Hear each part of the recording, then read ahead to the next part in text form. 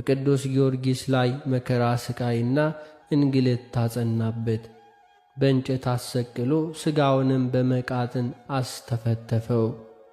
ረጅም ችንካሮች አሉበት የብረት ጫማ ጫምቶ እንዲጓዝ አደረገው።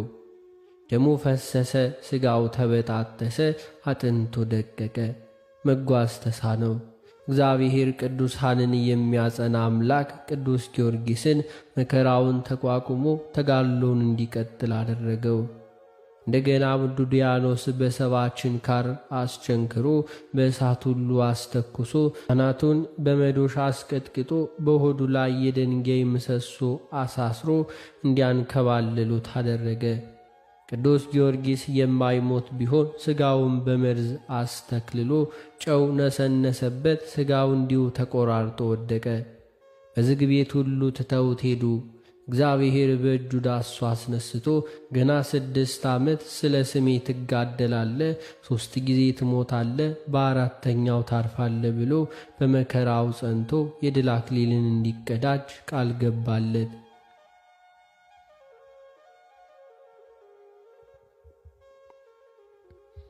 ቅዱስ ጊዮርጊስም ሲነጋ ሄዶ ዱድያኖስን አንተ ከሃዲ ረፍ፣ አምላኬ መድኃኒቴ ኢየሱስ ክርስቶስ አዳኝ ነው አለው። ዱድያኖስ በጠንቋዩ አትናሲዮስ አማካኝነት ለቅዱስ ጊዮርጊስ አንጀት ቆራርጦ የሚጥል መርዝ አስማት ሰይጣን ደግሞ ቢሰጠው ስመ እግዚአብሔርን ጠርቶ በጠጣው ጊዜ እንደ ጨረቃ ደምቆ እንደ አበባ ሸብርቆ ተገኝቷል። ጠንቋዩም አምኖ ተጠምቆ ሰማዕትነትን ተቀብሎ አርፏል።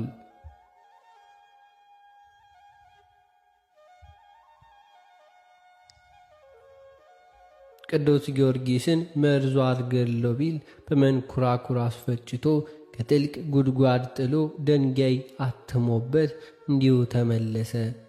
ጌታ የተፈጨ ሥጋውን በእጁ ዳሶ መንፈሱን መልሶ አስነስቷል። ተነስቶም አሕዛብን እያስተማረ ካረመኔው ንጉሥ ቀርቦ አምላኬ ከሞት አስነሳኝ አለው። እንደገናም ተበሳጭቶ በብረት አልጋ ላይ አስቸንክሮ ከበታቹም እሳት አንድዶበታል። እሳቱም ደሙ ቢንጠፈጠፍ ጠፍቷል።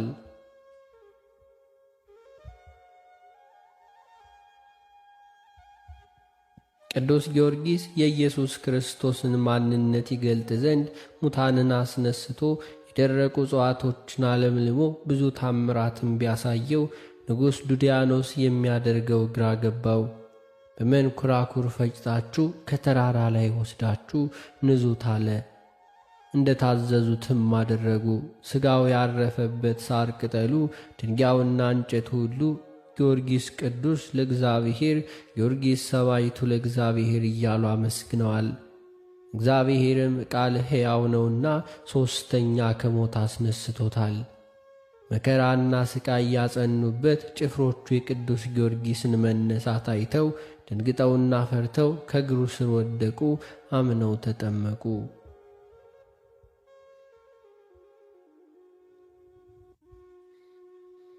ቅዱስ ጊዮርጊስም ተጋድሎውን በመቀጠል ንጉሡ ለጣዖቱ አጶሎን እንዲሰግድ ብሎ ወደ እልፍኙ ቢያስገባው ንግሥቲቱን እለእስክንድርያን አስተምሮ አሳመናት። አጶሎኑንም በአደባባይ አዋርዶ አምላክ እንዳልሆነ ተናግሮ ምድር እንድትውጠው አድርጓል። ንግሥቲቱም የጊዮርጊስን ኃያልነት የእግዚአብሔርን አምላክነት በአደባባይ መስክራ በሰማዕትነት አርፋለች። በዚህም የተነሳ ትምህርቱን ሰምተው ታምራቱን አይተው ብዙዎች አምነው ተጠምቀዋል፣ ሰማዕትነትን ተቀብለዋል። ቅዱስ ጊዮርጊስም አላውያን ነገሥታት ወደ እግዚአብሔር እንዳልተመለሱ ስለተገነዘበ ወደ እግዚአብሔር አመልክቶ በእሳት እንዲጠፉ አድርጓቸዋል።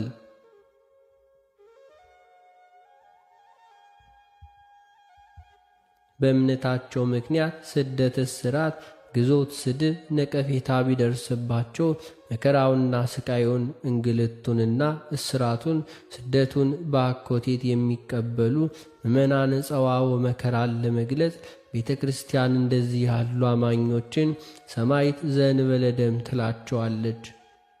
ምክንያቱም የለዚህ መከራ አቀባበል በሰይፍ መሰየፍ፣ በእሳት መጣል ሳይሆን ከላይ የተገለጹት ስለ እግዚአብሔር ብለው በትዕግሥት የሚቀበሉት ስለሆኑ ነው።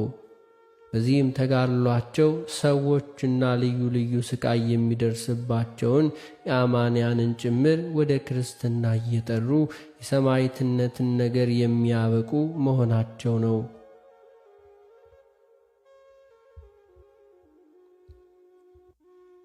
ቅዱስ ጊዮርጊስም ገድሌን የጻፈ ያጻፈ መታሰቤን ያደረገ በስሜ ቤተ ክርስቲያን ያነጸ በመከራ ሆኖ በስሜ የተማጸነ ሁሉ በረድኤት በሥጋው ረድኤቱ በነፍሱም ምሕረትን የሚያገኙም ብሎ እግዚአብሔርም በለመነው ጊዜ ምድር ተናወጸች፣ ሰማያት ተከፈቱ።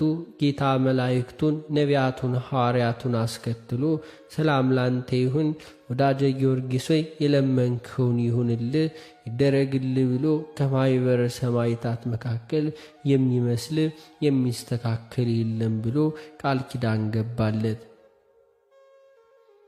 ቅዱስ ጊዮርጊስ ስለ ቤተ ክርስቲያን ፍቅር ሲል በሰይፍ ተቀልቶ በመንኩራኩር ተፈጅቶ ወደ እቶነ እሳት እንደዚሁ ተጥሎ ለአእምሮ በሚከብድ መልኩ ብዙ ጸዋዖ መከራን ተቀብሎ በ27 ዓመቱ ሚያዝያ 23 ቀን ሰማዕትነትን ተቀብሏል።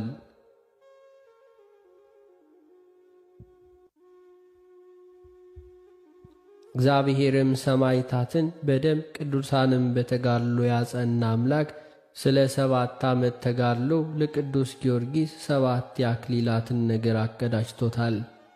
በፈተና የሚጸና ሰው የተባረከ ነው። ከተፈተነም በኋላ ለሚወዱት ተስፋ ስለ እርሱ የሰጣቸውን የሕይወትን አክሊል ይቀበላል እንዳለ ቅዱስ ያዕቆብ። ቅዱስ ዮሐንስም በራእዩ ልትቀበለው ያልከውን መከራ ሁሉ አትፍራ፣ እነሆ እንድትፈተኑ ዲያብሎስ ከእናንተ አንዳንዳችሁን በወህኒ ሊያገባችኋለሁ። 10 ቀንም መከራ ትቀበላላችሁ፣ እስከ ሞትም ድረስ የታመናችሁ የሕይወት አክሊልን እሰጣችኋለሁ። ቅዱስ ጊዮርጊስም የሕይወት አክሊልን ተቀዳጀ።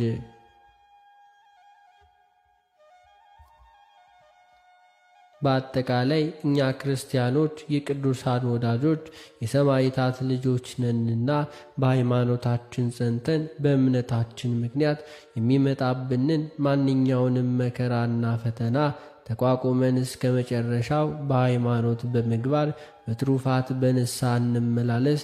መድኃኔ ዓለም ኢየሱስ ክርስቶስ ለእኛ ብሎ በመስቀል ላይ የቆሰለውን ቅዱስ ሥጋውና የፈሰሰውን ክቡር ደሙን ተቀብሎን የስሙ ቀዳሽ የክብሩ ወራሽ እንድንሆን አምላከ ቅዱስ ጊዮርጊስ በረድኤቱ እንዲጎበኘን እንለምነው እንማጸነው።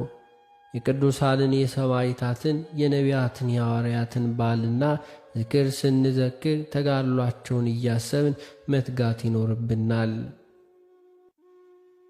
ከሊቀ ሰማዕታት ከቅዱስ ጊዮርጊስ ረድኤት በረከት ያሳትፈን፣ ከአማላጅነቱም አይለየን፣ ዛሬም ዘውትርም ለዘላለም አሜን። የተከበራችሁ የልዑል እግዚአብሔር ቤተሰቦች አሁንም ይህንን ቪዲዮ አንድ ጊዜ ላይክ በማድረግ ያለንን ድጋፍ እናሳይ። እንደዚሁም በኮሜንት ሴክሽናችን ላይ ሁልጊዜ የእናንተን ሐሳብና አስተያየት ስለምንከታተል ያላችሁን ሐሳብ አስተያየት አስቀምጡልን። ሐሳብ አስተያየት ከሌላችሁ እንደዚሁ አሜን ብላችሁ በመጻፍ ያለውን ድጋፍ አሳዩ። አሜን ማለት ይሁንልን ይደረግልን ማለት ነውና።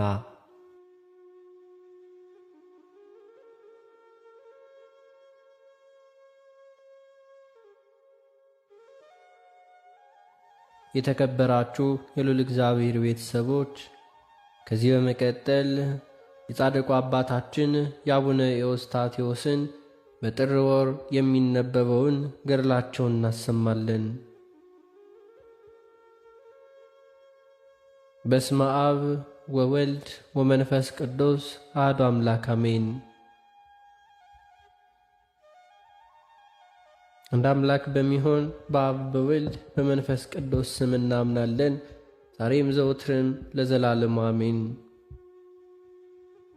አባቶችና ወንድሞች ሆይ በሰማይና በምድር መካከል የክብር ኮከብ የሚሆን የዚህን አባት የቅዱስ ኤዎስጣቴዎስን ጽድቅ ነገሮችን ስሙ። በዚያን ጊዜ በዙሪያቸው ባሉ አገሮች ሁሉ የእህል ድርቅ ሆነ። የአባታችን ቅዱስ ኤዎስጣቴዎስ ደቀ መዛሙርት ልጆቹ መጥተው እንዲህም አሉት፣ እነሆ የእህል ድርቅ ሆነ፣ ለምግባችንም የሚሆን ለምንድንበትም ከወተቶቻቸው እርጎና አይብም እናዘጋጅ ዘንድ ከምዕመናን አንዳንድ ላህም እንውሰድ አሉት። እርሱም አይዟችሁ ታገሱ፣ ሰው የሚኖረው ከእግዚአብሔር አፍ በሚወጣ ቃል እንጂ በእንጀራ ብቻ እንዳይደለ ተጽፏል አላቸው። እነርሱም አባታችሁኔ እኛ ያለ ምግብ መኖር አንችልም፣ ስለ ላሞቻቸውም ዋጋቸውን እንሰጣቸዋለን አሉት። ይህንንም ባሉት ጊዜ እነርሱም በጣም ተቸግረዋልና አሳዘኑት። እርሱም እንዳላችሁ ሂዱና አድርጉ አላቸውና እነርሱም እንደዚሁ አደረጉ።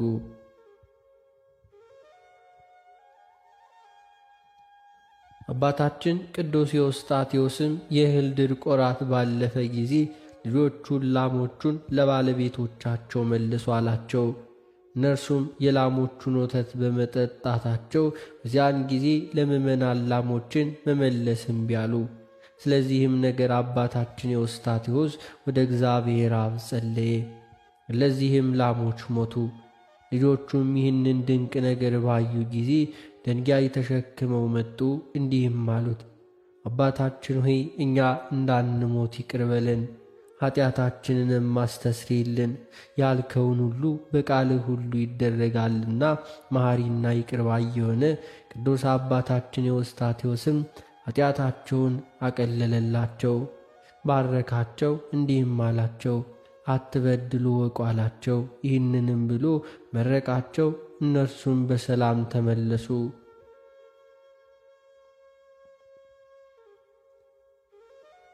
ዳግመኛም የዚህን የቅዱስ ኤዎስጣቴዎስን ድንቅ ነገሮች ፈጽመን እንናገራለን። የራት ሰዓት ሲሆን ወንድሞች ራታቸውን ይባርክላቸው ዘንድ ወደ እርሱ ያመጡት ነበር።